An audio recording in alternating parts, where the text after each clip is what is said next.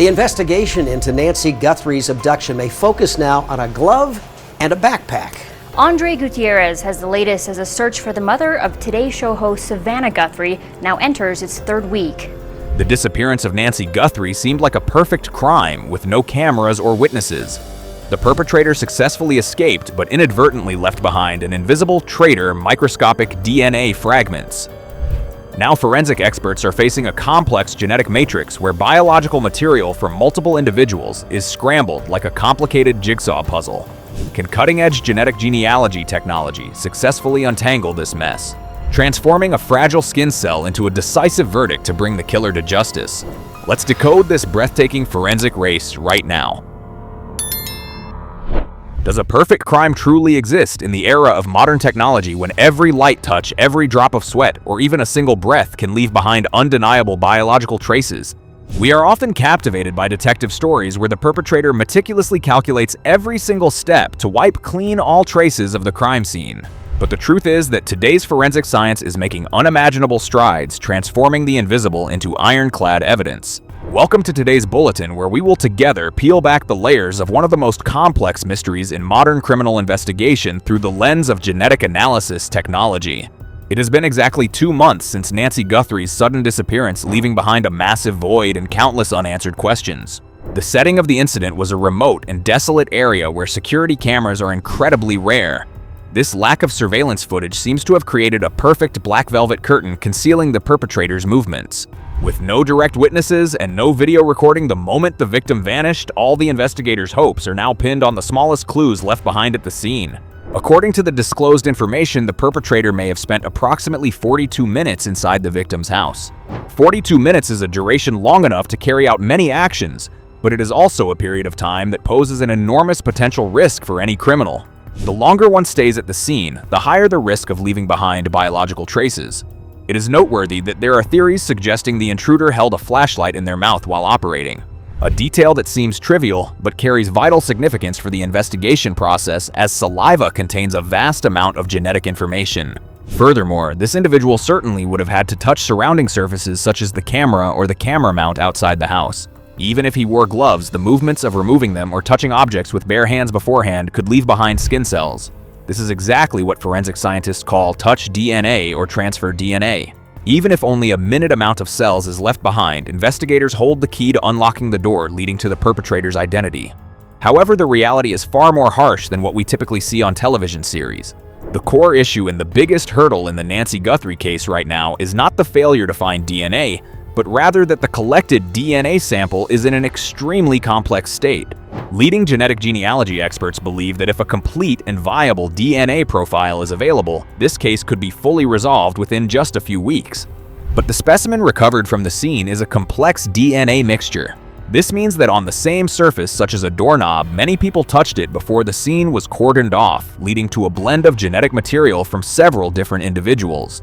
To make it easy to visualize, imagine analyzing a complex DNA mixture is like having to piece together a single picture from 3 or 4 different jigsaw puzzles that have been messily scrambled together.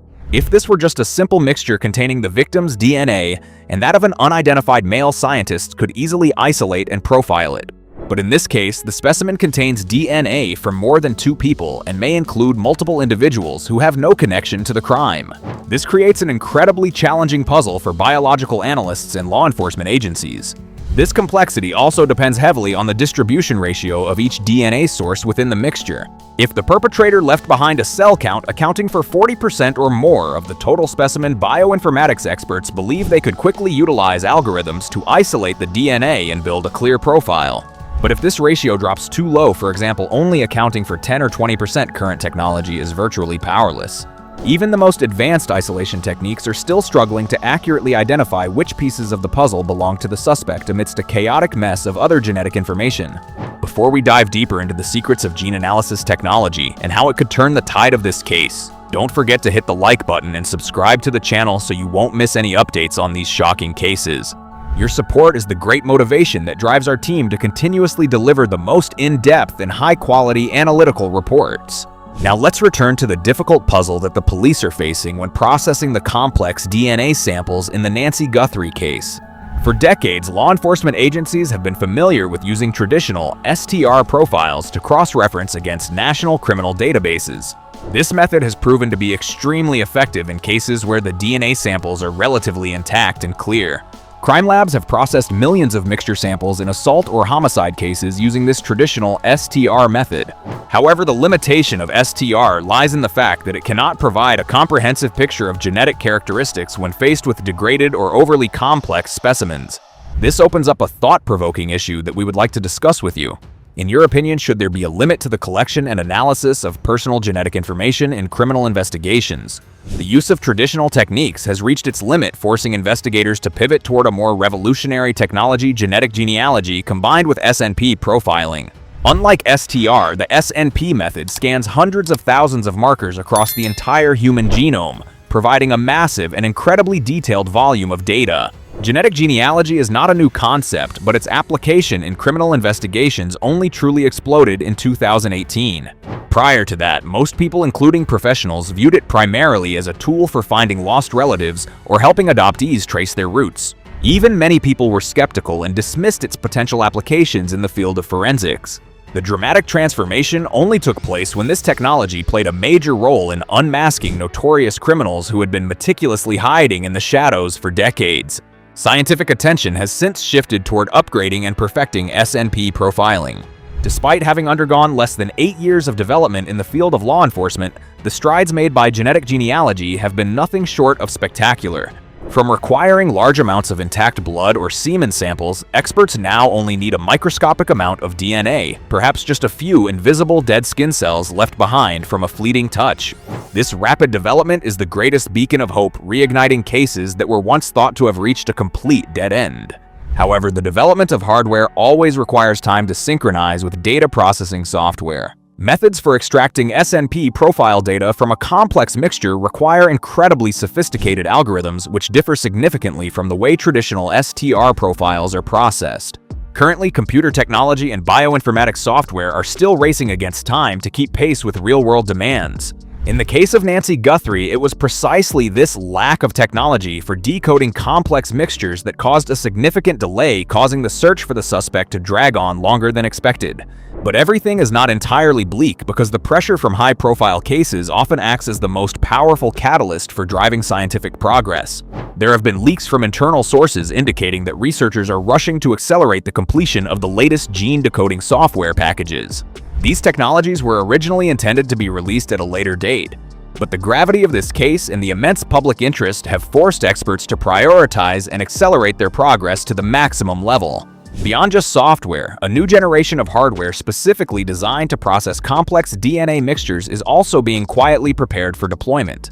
This combination of cutting-edge machinery and breakthrough algorithms promises the ability to extract even the faintest and most mixed DNA samples. If successful, it will not only be the key to unlocking the mystery of the victim's disappearance, but will also mark a monumental turning point in the history of global forensic science, opening up the possibility of solving countless other cold cases. A new strategy is also gradually taking shape in the way law enforcement agencies approach serious cases. Instead of treating genetic genealogy as a last resort used only when all other leads have gone cold, many agencies are now proactively applying it right from the initial stages. This approach aims to optimize time and prevent the risk of the perpetrator committing further crimes. By splitting the collected evidence in half, police can simultaneously build both traditional profiles and genetic genealogy profiles, creating a highly rigorous parallel investigation network. This strategic shift carries immense significance for crime prevention. If the perpetrator is not in the traditional database, the pursuit will stall, allowing them to search for their next target to satisfy their criminal urges. Applying genetic genealogy immediately helps put a stop to this cycle of brutal behavior. In many practical cases, such as the Koberger case, this agility has completely thwarted criminals, proving that in cases like these, time is not just money, it is human life. Alongside the complexity of DNA mixtures, another major hurdle investigators face is the issue of privacy and the policies of genetic databases. Although over 50 million people worldwide have now taken DNA tests, the laws and regulations of major companies strictly prohibit law enforcement from accessing these massive data repositories. This is a measure intended to protect the personal information of customers, but it simultaneously and unintentionally narrows the search scope for investigators to a significant degree. Limiting law enforcement to small databases severely reduces the probability of identifying suspects, causing the time required to solve a case to stretch from a few days to several years. However, if initial comparisons fail, the FBI can seek a search warrant from the court to compel large data corporations to grant access. Even so, this is an incredibly complex legal process that requires a delicate balance between the public interest in investigating crime and the data privacy rights of citizens. The intervention of federal agents and the use of search warrants demonstrate the police's determination to track down the perpetrator regardless of the obstacles in their path. Rapid response genetic genealogy teams are now standing by waiting for the signal from bioinformatics experts to launch a large-scale manhunt. In that difficult context, the search for a second crime scene, the location where the victim was held or transported, plays a pivotal role. This location not only clarifies the victim's journey, but also presents a golden opportunity to collect high-quality, pure biological samples to solve the case quickly. The secondary crime scene is often the key to solving cold cases, as it preserves crucial undisturbed evidence such as hair, blood, or fingerprints. In the Nancy Guthrie case, expanding the search scope was the core strategy to gather additional physical evidence, providing vital support to the struggling genetic profiling system. No matter how cunning the perpetrator is in erasing their tracks, the fundamental principle of forensics maintains that every contact leaves a trace. Even the smallest mistakes made by the criminal will inevitably become the decisive leverage for genetic experts to turn the tide. Genetic material is incredibly resilient even in harsh environments. Guided by intuition and patience, police tirelessly scour vast crime scenes to collect the smallest cells from the most unexpected locations. Hundreds of samples then undergo a rigorous analysis process. In the laboratory, technicians quietly process each test tube to decode the genetic sequences. This complex process is decisive, helping to identify the suspect and determining the outcome of the entire investigation. Not being able to recover the suspect's blood sample at the crime scene is a major disadvantage, as blood contains high-quality DNA that allows for rapid analysis. Therefore, the police are forced to rely on fragile traces such as skin cells or sweat, which leads to the challenge of processing complex DNA mixtures. However, forensic science is constantly adapting to overcome every challenge. If you found this video helpful, please hit the follow button, turn on the notification bell, and share it to spread knowledge of investigative science, and stay tuned for our next decoding episodes.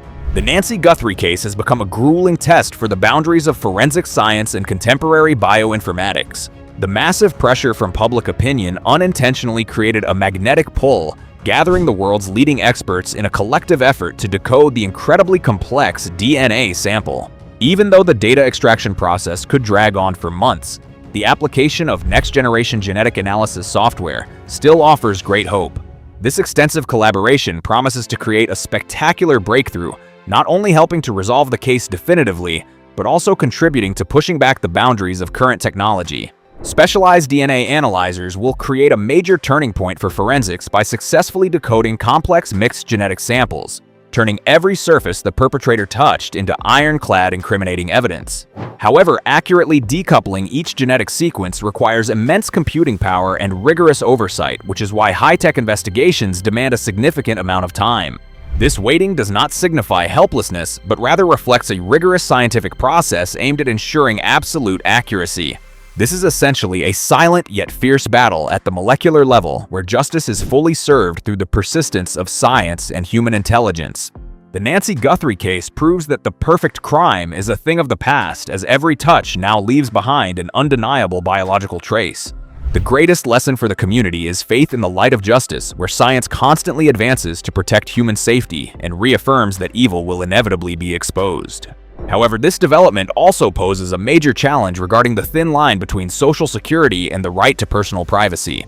In your opinion, is investigators accessing private DNA databases to solve crimes a worthy trade-off for privacy, or is it an infringement? Leave a comment to share your views below, and don't forget to subscribe to the channel to catch our next videos.